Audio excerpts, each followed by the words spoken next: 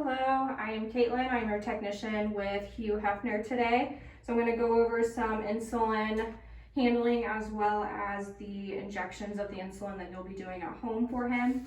I have this information sheet on all of that as well, so you'll have this step by step, but also the video too, because I know that can be more helpful to see someone actually doing it versus just photos and a step by step.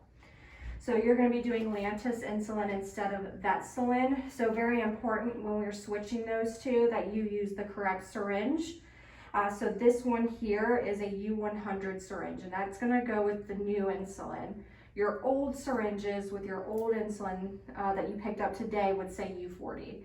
And you'll know the difference in what proper syringes you're using, because if you look at the side of it, it'll be written out on there U100 or U40.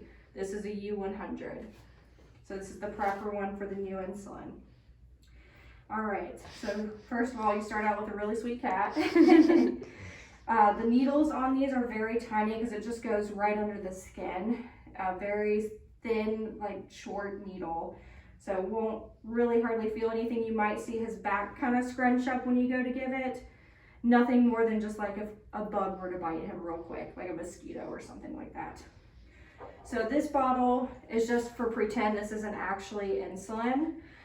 So your bottle might be a bit smaller. But when you're handling the type of insulin that he's going to be getting, you don't want to shake it because that will actually damage it and make it not effective for him. So the proper way to do it is just to place it between your hands and just gently roll it about 15 to 20 times between your hands, and that will mix it well without ruining the contents inside of it. And then once you have done that, you can prepare your needle and syringe. There is a little cap on some of them. All of them might not come this way. Some of them are in a plastic packaging. Ours come this way. So the little plastic part here comes off. This is your plunger here. And then your cap is this orange part up here. Some of these syringes have just a little bit of air, so I usually just push my plunger up to get rid of the air, so that makes my insulin syringe at 0. So that's very important so that you don't miscount the amount of insulin he's getting. Now I'm going to pull the lid off. There's a very tiny needle, you probably can't even see it on the video. I'm going to take the bottle of insulin and turn it upside down.